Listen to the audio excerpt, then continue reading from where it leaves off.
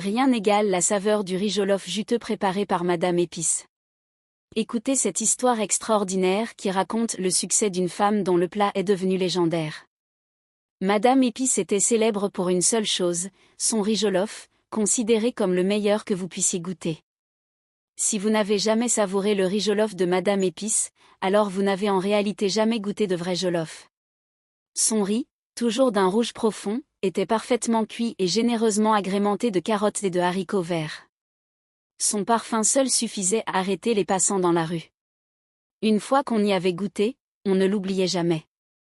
Des clients venaient de loin comme de près, certains parcourant des kilomètres, traversant même des villes entières, juste pour déguster ce plat unique. Certains arrivaient dès les premières lueurs du jour, afin d'être sûrs de pouvoir se procurer leur repas. Avant même que d'autres vendeurs n'aient vendu la moitié de leur marmite, la nourriture de Madame Épice était déjà écoulée. Malgré sa popularité, des rumeurs circulaient sur son riz jollof. Certains disaient que sa cuisine n'était pas ordinaire, d'autres prétendaient qu'elle utilisait des ingrédients secrets, inconnus du commun des mortels. Personne, cependant, n'avait de preuves. Sa renommée lui valut le surnom de « Jollof des VIP ».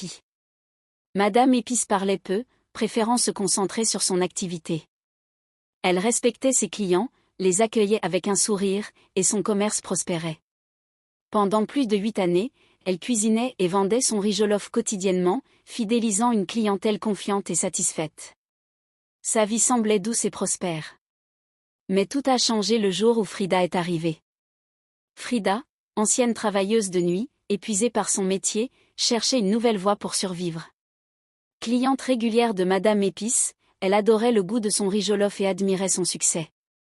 Un jour, rencontrant Madame Épice à son stand, elle lui exprima son désir de se lancer à son tour dans la vente de nourriture, lui confiant ses difficultés. Madame Épice la regarda avec bienveillance et lui répondit « Je n'ai rien contre ceux qui veulent vendre à manger. Chacun fait ce qu'il peut pour s'en sortir. » Heureuse de cette réponse, Frida lança son propre commerce 2 semaines plus tard. Elle tenta de reproduire le riz jollof de Madame Épice, ajoutant carottes, haricots verts, et mimant les gestes qu'elle avait observés. Mais il manquait ce petit quelque chose, ce goût unique que les clients ne retrouvaient pas. Les jours passaient, et les clients venaient peu, parfois un, parfois aucun. Frida passait ses journées à regarder les passants ignorer sa boutique pour se diriger vers celle de Madame Épice.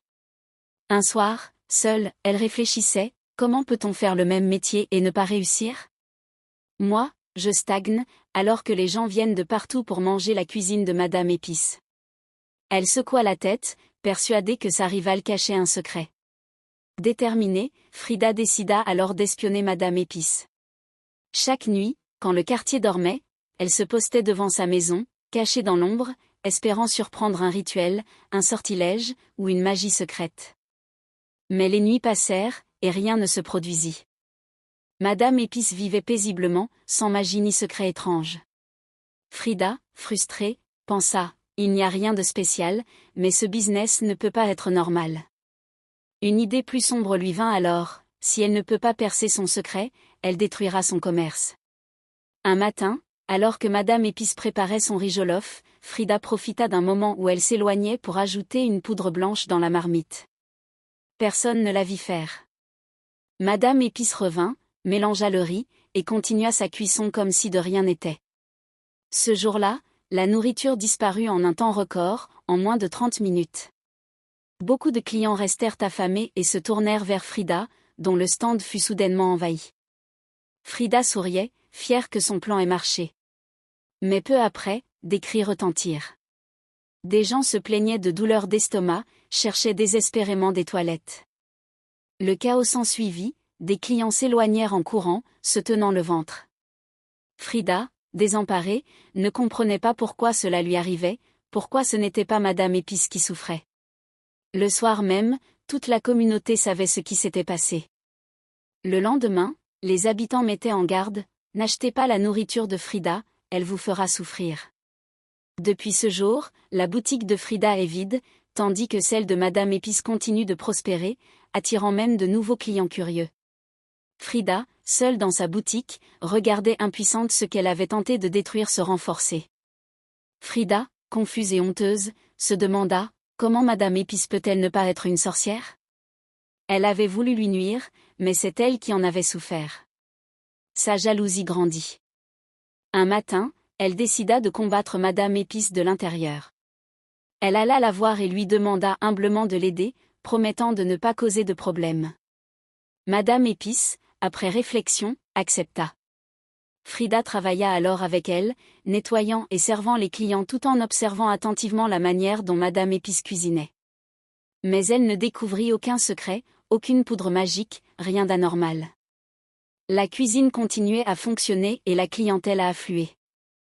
Dépitée, Frida commença à répandre des rumeurs, accusant Madame Épice d'utiliser des méthodes étranges pour fidéliser sa clientèle. Certains la crurent, d'autres restèrent sceptiques. Contre toute attente, le 3e jour, l'affluence chez Madame Épice triplait. La boutique débordait de clients, certains aidant même Frida à laver la vaisselle. Frida, choquée, vit son plan échouer. Elle alla consulter un guérisseur traditionnel, lui demanda un charme pour son propre commerce. Ce dernier lui remit une grande culotte blanche ainsi qu'un sortilège. Frida, satisfaite, rentra chez elle. Le lendemain, alors que Madame Épice cuisinait, Frida déposa discrètement la culotte dans la marmite. Mais quand Madame Épice revint, il n'y avait plus personne à servir. Frida revint alors accompagnée de plusieurs hommes peu recommandables et cria que Madame Épice cuisinait avec une culotte sale dans sa marmite. Les clients, choqués, vérifièrent, mais ne trouvèrent rien. Honteux, ils présentèrent leurs excuses à Madame Épice et promirent de ne plus écouter Frida. Frida, tremblante, retourna chez elle, confuse. Elle réalisa enfin que c'était elle qui avait glissé la culotte et se demanda comment elle avait disparu. Madame Épice, qui la détestait profondément, continua son commerce prospère, prouvant que la jalousie ne mène nulle part.